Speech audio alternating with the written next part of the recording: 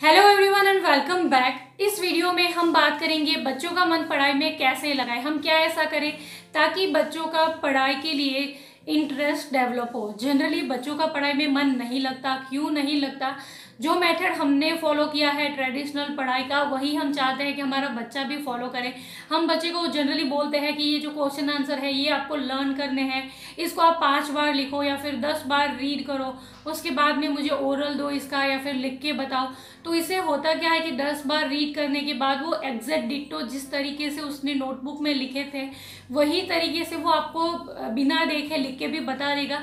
लेकिन 2-3 दिन बाद अगर आप उसको पूछोगे तो उसको कुछ भी याद नहीं होगा या फिर एग्जाम तक वो डेफिनेटली भूल ही जाएगा, क्योंकि उसने वहां पर सिर्फ रट्टा लगाया है जो कि उसको लाइफ टाइम याद नहीं रहेगा। बच्चों की जो हिंदी एंड इंग्लिश की बुक्स होती है मोस्टली उनके अंदर स्टोरीज होती है और उनके ऊपर जो क्वेश्चन आंसर होते हैं वो बच्चों को एग्जाम में पूछे जाते हैं। तो उसको पढ़ाने के लिए आप क्या कर सकते हो, आप बच्चे को सिर्फ क्वेश्चन आंसर ना रीड करने के लिए दे करके आप बच्चे को बोल सकते हो कि ये लेसन रीड करो। जनरली हम बच्चे को बोल देते कि इसको रीड करो, ये रीड करो, लेकिन बच्चे ने रीड भी कर लिया है लेकिन वो क्लियर ही नहीं है बच्चे को कि ये स्टोरी में एक्चुअली है क्या। मोस्टली आजकल बच्चे इंग्लिश मीडियम में पढ़ाई करते हैं, लेकिन जनरली हम घर पे रीजनल जो हमारी लैंग्वेज होती है हिंदी या गुजराती पंजाबी वही फॉलो करते हैं। तो मोस्टली बच्चे इंग्लिश के साथ थोड़े से कंफर्टेबल नहीं होते हैं। तो जो भी बच्चे ने रीड किया है हिंदी या इंग्लिश की या कोई भी बुक के अंदर, उसको आप अपनी रीजनल लैंग्वेज में क्लियर करो कि ये स्टोरी के पीछे है क्या या फिर जो भी कॉन्सेप्ट है बुक के अंदर वो एक्चुअली कहना क्या चाहते हो। जब आप अपनी लैंग्वेज में बच्चे को कोई टॉपिक क्लियर करोगे, उसके बाद अगर आप क्वेश्चन आंसर भी बच्चे को रीड करने के लिए नहीं बोलोगे लेकिन फिर भी वो टॉपिक क्लियर होगा तो वो आराम से क्वेश्चन का आंसर भी दे सकता है।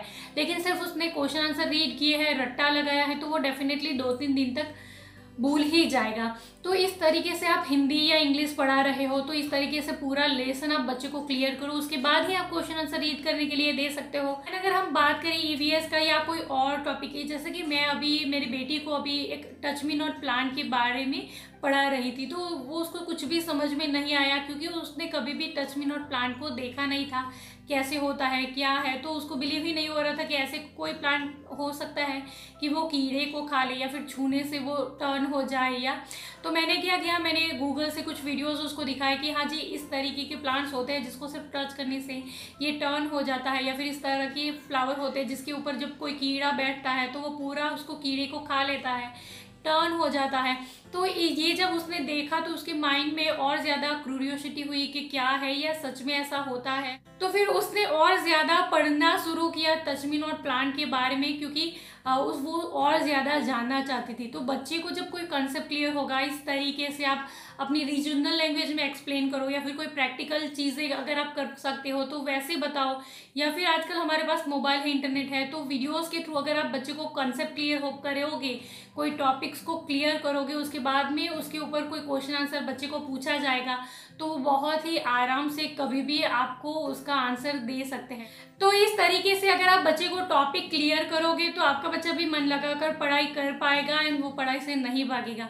एंड यह स्कूल की छुट्टियां कम से कम करवाओ बच्चों से। अगर बच्चे ने बहुत ज़्यादा स्कूल की छुट्टियां की है तो क्या होगा, जब वो आगे के टॉपिक्स टीचर पढ़ा रहे हैं तो पीछे के जो भी टॉपिक्स उसके छूट गए हैं वो तो टीचर अभी रिवाइज नहीं करवाएंगे, तो उसको वो ही समझ में नहीं आएंगे, तो फिर आगे के जो स्टेप्स है वो आराम से बच्चा क्लियर नहीं कर पाएगा। तो स्कूल की कम से कम छुट्टियां करवाओ आप, एंड इस तरीके से आप बच्चे के टॉपिक्स को क्लियर करेंगे तो बच्चा डेफिनेटली मन लगाकर पढ़ाई करने की कोशिश ज़रूर से करेगा। So this is all for today.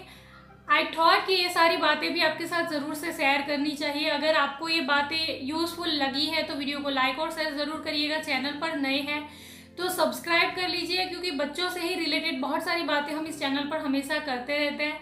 So thank you for watching the video. Bye bye.